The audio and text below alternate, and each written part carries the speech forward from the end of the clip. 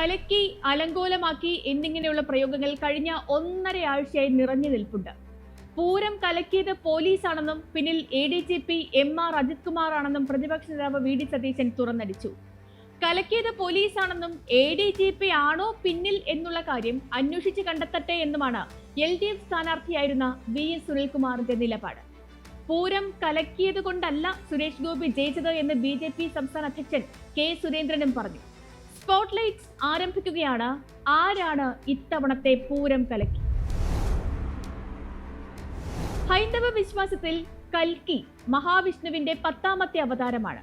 ശ്രീകൃഷ്ണന്റെ മടക്കം കഴിഞ്ഞ് കലിയുഗത്തിൽ സർവ്വധർമ്മങ്ങളും നശിച്ചു കഴിയുമ്പോൾ രക്ഷയ്ക്കായി എത്തുന്ന അവതാരമാണ് കൽക്കി. അതുപോലെയായിരുന്നു തൃശൂർ പൂരത്തിലെ കലക്കലും അവതാരവും എന്നാണ് ആരോപണം.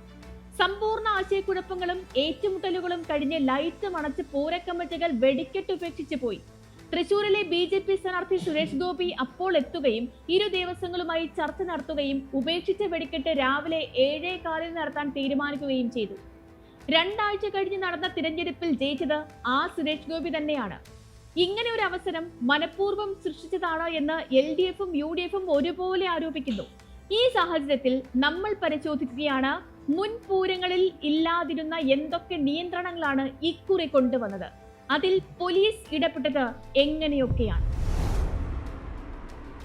പൂരത്തിന് ഒരാഴ്ച മുൻപ് വനംവകുപ്പ് ഏർപ്പെടുത്തിയ ആന നിയന്ത്രണത്തിലാണ് കശപിശകളുടെ തുടക്കം. ആനകളുടെ 50 മീറ്റർ ചുറ്റളവിൽ മേളക്കാർ പാടില്ല, തീവെട്ടി, വാദ്യങ്ങൾ, വെടിക്കെട്ട് എന്നിവയും പാടില്ല. ഇതായിരുന്നു ആ ഉത്തരവ്. തീവെട്ടി ഇല്ലാതെ, എതിരേൽപ്പുകൾ ഇല്ലാത്ത ക്ഷേത്ര ചടങ്ങുകൾ ആലോചിക്കാൻ പോലും പറ്റില്ല. ഒടുവിൽ വനം വകുപ്പ് ആ ഉത്തരവ് തിരുത്തി എല്ലാം പഴയതുപോലെയാക്കി. പിന്നാലെ വനം വകുപ്പിന്റെ അടുത്തൊരു ഉത്തരവ് വരികയാണ്.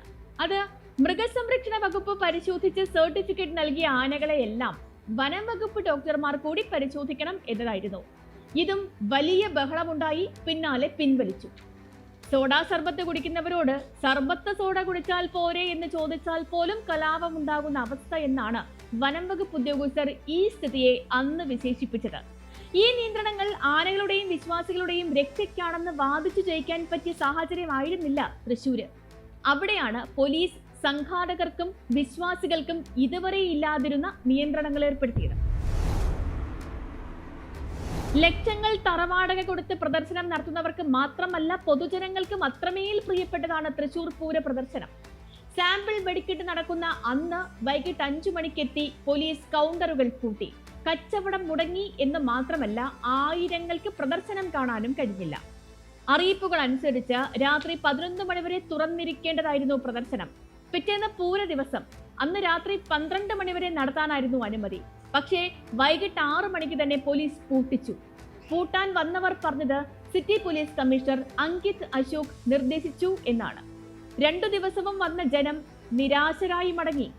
പുലർച്ചെ 3 മണിക്ക് നടക്കാനിരുന്ന വെടിക്കെട്ടിനായി വൈകിട്ട് 6 മണിക്ക് തന്നെ പ്രദർശനം പൂട്ടാൻ നിർദ്ദേശിച്ചത് ADGP അജിത് കുമാർ ആണോ? മുൻ വർഷങ്ങളിലെ അതേ ക്രമീകരണങ്ങളുമായി city police commissioner Ankit Ashok തയ്യാറാക്കിയ report ADGP MR Ajith Kumar അട്ടിമറിച്ചു എന്നാണ് നിലവിൽ വരുന്ന റിപ്പോർട്ടുകൾ. ADGPയുടെ നിർദ്ദേശമനുസരിച്ചാണ് മഠത്തിൽ വരവിന് മുന്നിൽ ബാരിക്കേഡുകൾ വന്നതെന്നാണ് ആരോപണം.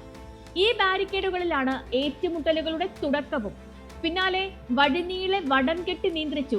അതേസമയം എതിരേൽപ്പ് വന്ന ഭാഗത്തേക്ക് വാഹനങ്ങൾ എത്തുകയും ചെയ്തു.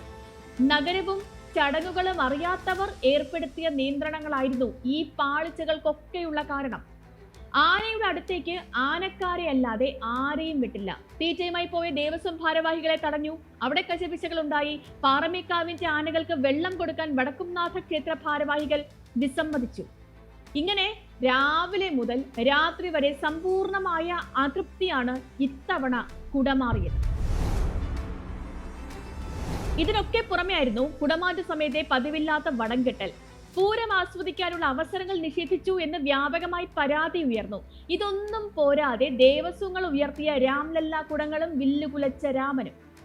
രാത്രിയായതോടെ ഒരു പൊരി വീണാൽ ആകെ കത്തുമെന്ന സ്ഥിതിയായി. അപ്പോഴാണ് വെടിമരുന്ന് നിറയ്ക്കുന്നിടത്തേക്ക് ദേവസ്വം ഭാരവാഹികളെ വിടില്ലെന്ന് പോലീസ് പ്രഖ്യാപിച്ചത്. പാറമേക്കാവ് മരുന്ന് നിറച്ച് തയ്യാറെടുത്തു കഴിഞ്ഞപ്പോഴായിരുന്നു അത്. ഇതോടെ തിരുവമ്പാടി മരുന്ന് നിറയ്ക്കാൻ തുടങ്ങുന്ന സമയത്ത് പോലീസ് ഇടപെടുന്നു. അതോടെ തിരുവമ്പാടി ലൈറ്റ് എല്ലാം ഓഫ് ചെയ്ത് വെടിക്കെട്ടില്ല എന്ന് പ്രഖ്യാപിക്കുന്നു, മടങ്ങുന്നു. തിരുവമ്പാടി ദേവസ്വം പ്രസിഡന്റ് സുന്ദർ സി മേനോൻ ആയിരുന്നു ഈ പ്രതിഷേധങ്ങൾക്ക് മുന്നിൽ നിന്നത്. മന്ത്രിമാർ ഇടപെട്ടിട്ടും വിജയിക്കാതെ പോയ ചർച്ച സുരേഷ് ഗോപി ഇടപെട്ടതോടെ വിജയിക്കുകയും വെടിക്കെട്ട് രാവിലെ 7:15 നടത്തുകയും ചെയ്തു. നേരം വെളുത്തു നടത്തിയ ആ വെടിക്കെട്ടിനേക്കാൾ വലിയ കലക്കൽ വേറെ ഇല്ലായിരുന്നു. വെടിക്കെട്ടു കാണാൻ ഉറക്കമിളച്ചവർ നിരാശരായി മടങ്ങി. രാവിലെ നടക്കാൻ വന്നവരെ സാക്ഷിയാക്കി ഉള്ളതെല്ലാം പൊട്ടിച്ചു തീർക്കുകയും ചെയ്തു. അവിടെ LDFും UDFും തോറ്റു. ഇതാണ് ആരോപണം. തോറ്റതിന്റെ കാരണം എന്തായാലും പൂരം കലങ്ങി എന്ന് തർക്കമില്ലാത്ത വിഷയമാണ്.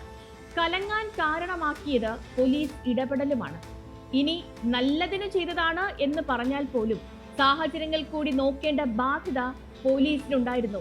ആ കലങ്ങലിനിടെ പ്രതിഷേധങ്ങൾക്ക് നേതൃത്വം നൽകി താരമായ ദേവസ്വം പ്രസിഡന്റ് സുന്ദർ മേനോൻ ഇപ്പോൾ എവിടെയാണെന്ന് കൂടി നമ്മൾ അന്വേഷിക്കേണ്ടതുണ്ട്. പത്മശ്രീ ഏറ്റുവാങ്ങിയ ഈ വ്യവസായിയെ സാമ്പത്തിക തട്ടിപ്പ് കേസിൽ കഴിഞ്ഞ മാസമാണ് അറസ്റ്റ് ചെയ്തത്.